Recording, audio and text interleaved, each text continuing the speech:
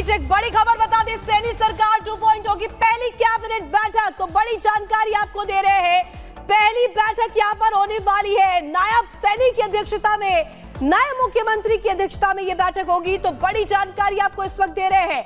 सैनी सरकार 2.0 सुबह 11 बजे सचिवालय में मीटिंग होगी और यहां पर देखिए सैनी सरकार 2.0 की पहली कैबिनेट बैठक यहां पर होने वाली है और यहां पर अध्यक्षता नए बने मुख्यमंत्री नायब सैनी की अध्यक्षता में होने वाली है।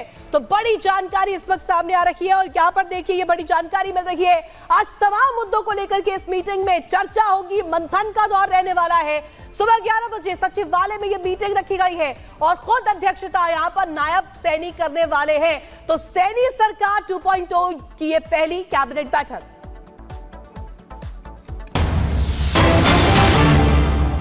तो चलिए आपको उत्तराखंड से जुड़ी जानकारी दे रहे हैं। उत्तराखंड में आज यूनिफॉर्म सिविल कोड पर अहम बैठक होने वाली है। यूनिफॉर्म सिविल कोड एक ऐसा ज्वलंत मुद्दा उत्तराखंड में जिसकी सबसे पहले आवाज उठी थी और आज नियमावली सौंपी जाएगी। उत्तराखंड में आज यूनिफॉर्म सिविल कोड पर अहम बैठक।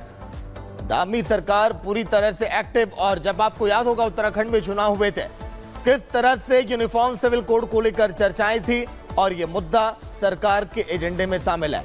जल्द ही छपने के लिए यहां पर देखिए कानून जाएगा। धामी सरकार पूरी तरह से यूनिफॉर्म सिविल कोड को लेकर लोगों के बीच भी पहुंची, फीडबैक भी ली। 9 नवंबर को कानून यहां पर लागू किया जा सकता है, यह भी बड़ी जानकारी है।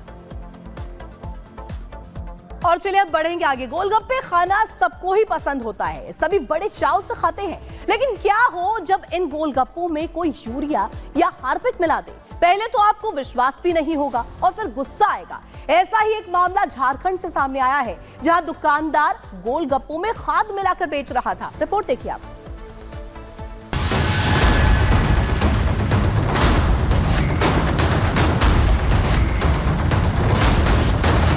अगर आप गोलगप्पे खाते हैं तो सावधान हो जाइए।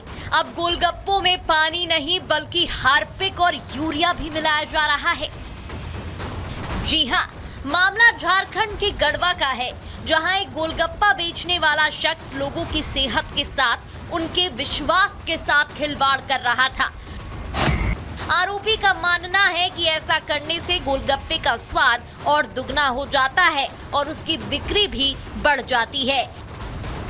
इसी लालच में वो लोगों को धोखा दे रहा था। डालते और हार्पिक भी डालते, तो हार्पिक डालता था कितना? वो 1 चम्मच डालते हैं, 1.5 पानी में डालता है। दरअसल एक वीडियो वायरल हुआ था जहां कुछ लोग अपने पैरों से गोलगप्पे का आटा गूंथते नजर आ रहे थे। साथ ही गोलगप्पे में खाद का इस्तेमाल करने की बात कह रहे थे। वीडियो के वायरल होते ही लोगों का गुस्सा फूट पड़ा और दुकान के बाहर लोग जमकर नारेबाजी करने लगे। मामले को बढ़ता देख पुलिस मौके पर पहुंची और दुकानदार को हिरासत में लिया। पुलिस ने कहा कि 2 आरोपी हैं जो गोलगप्पे में मिलावट करते थे। दोनों ही उत्तर प्रदेश के रहने वाले हैं। मामले की जांच के दौरान दुकानदारों के पास से सफेद ठोस पदार्थ मिला, जिसका सैंपल मेडिकल जांच के लिए भेजा गया है। जांच के बाद ही पुलिस मामले में आगे कार्रवाई करेगी। वहीं दुकानदार ने अपने बचाव में दावा किया कि उसे फंसाने के लिए उसी के मौसेरे भाइयों ने साजिश रची है, जिसके चलते वीडियो को वायरल किया गया है। अगर आप भी बाहर खाना खाने के शौकीन हैं तो सतर्क हो जाएं और खाने से पहले चेक जरूर करें कि उसे कितनी शुद्धता के साथ बनाया जाता है। Bureau report, Republic Bharat. UP उपचुनाव में सपा कांग्रेस के बीच खींचतान लगातार जारी। सपा ने कहा कि कांग्रेस 2 सीटों पर लड़ने को तैयार। अजय राय बोले, हमें 5 सीटों से कम कुछ भी मंजूर नहीं है। झारखंड के पहले चरण की 43 सीटों पर आज से नामांकन, 13 नवंबर को मतदान। आज हिंदू स्वाभिमान यात्रा निकालेंगे केंद्रीय मंत्री गिरिराज सिंह। बोले गिरिराज, हिंदुओं को जागरूक करने के लिए 22 अक्टूबर तक करूंगा यात्रा। यात्रा को समर्थन ना देने पर गिरिराज सिंह का बयान, कहा मैं उन्हें धन्यवाद देता हूं, कुछ भी छोड़ सकता हूं, हिंदुत्व नहीं छोड़ सकता। मैं हिंदू बन के पैदा लिया, हिंदू बन के मरूंगा। ये बीच के काल में मैं एमएलए, एमपी और मिनिस्टर बना हूं। मैं कुछ भी छोड़ सकता, हिंदुत्व नहीं छोड़ सकता। वहीं गिरिराज सिंह यात्रा को लेकर तेजस्वी यादव का बयान, कहा संवैधानिक पद पर बैठा व्यक्ति संविधान विरोधी काम कर रहा है। संवैधानिक पद पर बैठा हुआ व्यक्ति इस तरह की बातें कर रहा है, जो संविधान की कसम खाता है, वो संविधान विरोधी काम कर रहा है। आंध्र प्रदेश के कई हिस्सों में भारी बारिश से जनजीवन अस्त व्यस्त। रायलसीमा, नेल्लोर और प्रकाशम में कई इलाकों में जनजीवन ठप। तेलंगाना के मेंढक में दर्दनाक हादसा, नदी में गिरी कार, 3 बच्चों समेत 7 लोगों की मौत। गुजरात के भावनगर में एक गोदाम में लगी भीषण आग, दमकल की गाड़ियों ने आग पर काबू पाया। असम के डिम्बालोंग स्टेशन के पास ट्रेन दुर्घटना, अगरतला लोकमान्य तिलक एक्सप्रेस के 8 डिब्बे पटरी से उतरे, घटना में किसी के हताहत होने की जानकारी नहीं मिली। दिल्ली के कैलाशपुर एक्सटेंशन में केमिकल गोदाम में लगी भीषण आग, दमकल की 23 से 24 गाड़ियों ने आग पर काबू पाया। बाबा सिद्दीकी मर्डर केस के आरोपियों की तलाश अभी लगातार जारी। आरोपी शिव कुमार गौतम और जिशान अख्तर के खिलाफ लुकआउट सर्कुलर जारी किया गया। अभिनेता सलमान खान के घर फायरिंग मामला, आरोपी सुक्खा को पनवेल लेकर आई पुलिस। सुक्खा को पानीपत से पुलिस ने किया गिरफ्तार। अभिनेत्री तमन्ना भाटिया से ईडी ने की लंबी पूछताछ, बैटिंग ऐप से जुड़े मामलों में किए गए सवाल जवाब। छत्तीसगढ़ के सूरजपुर में हुए डबल मर्डर से जुड़ी खबर, आरोपी कुलदीप साहू NSUI के जिलाध्यक्ष समेत 5 आरोपी भेजे गए जेल। कानपुर में हाईकोर्ट बटलर टेक्निकल यूनिवर्सिटी में रैगिंग का मामला, सीनियर्स ने जूनियर डॉक्टरों की पिटाई कर दी, पुलिस ने 8 छात्रों के खिलाफ केस दर्ज किया। एयरलाइंस को धमकी देने के मामले में मुंबई पुलिस का एक्शन आया सामने। पुलिस ने 4 और लोगों के खिलाफ दर्ज कराई FIR। अब तक कुल 7 FIR हो चुकी है दर्ज। झांसी में दबंगों ने की युवक की पिटाई की घटना CCTV में कैद, पुलिस ने मामला दर्ज किया है। यूपी के बदायूं में कोल्ड स्टोरेज में अमोनिया गैस के रिसाव से हड़कंप, मौके पर पहुंची पुलिस जांच पड़ताल में जुटी।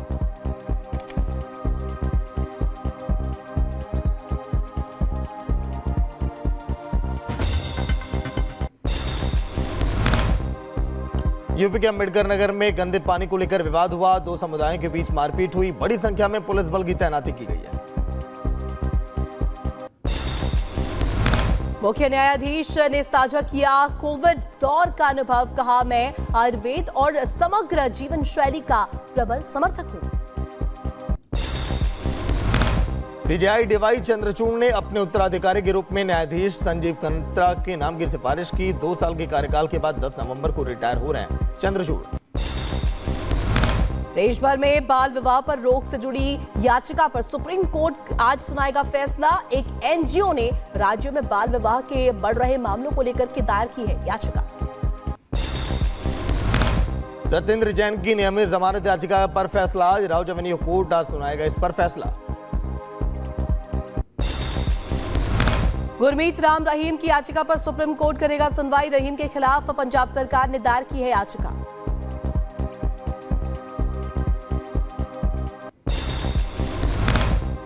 इजराइल के हमले में हमास चीफ सिनवार की मौत, सामने आई मलबे में दबे होने की शव तस्वीरें।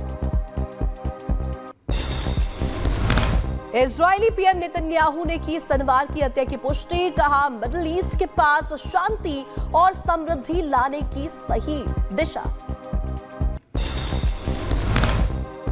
सिनवार की मौत के बाद बोले नेतन्याहू, हमास अब गाजा पर नहीं करेगा शासन, गाजा, बेरूत और पूरे मध्य पूर्व में अंधेरे पर उजाले की जीत हुई है। सिनवार की मौत के बाद नेतन्याहू का बड़ा बयान, कहा इजराइल ने सिनवार के साथ अपना हिसाब चुकता किया, लेकिन युद्ध अभी खत्म नहीं हुआ।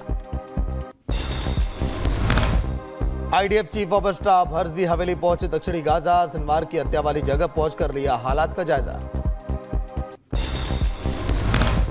सिनवार की मौत पर इजरायली रक्षा मंत्री योव गैलेंट ने जारी किया संदेश, लिखा जिस आदमी ने गाजा के लोगों को संकट में डाला उसका अंत हुआ। सिनवार की मौत पर इजराइल के राष्ट्रपति का पोस्ट, लिखा 7 अक्टूबर के हमले के मास्टरमाइंड की मौत, हम अपने बंधकों को वापस लाकर रहेंगे। सिनवार की मौत को लेकर के बड़ा खुलासा हुआ। 9 महीने में आईडीएफ में सैनिक ने हमास चीफ को मार गिराया।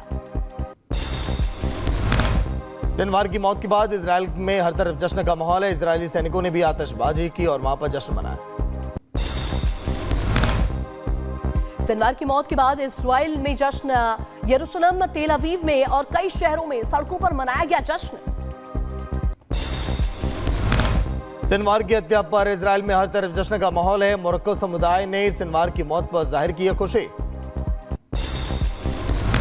हमास चीफ सिनवार के मारे जाने के बाद नए प्रमुख के तौर पर खालिद मशाल का नाम सबसे आगे। लेबनान में हिजबुल्लाह पर आईडीएफ का बड़ा हमला, अटैक में कई आतंकियों का खात्मा, हिजबुल्लाह के कई ठिकाने तबाह हो गए।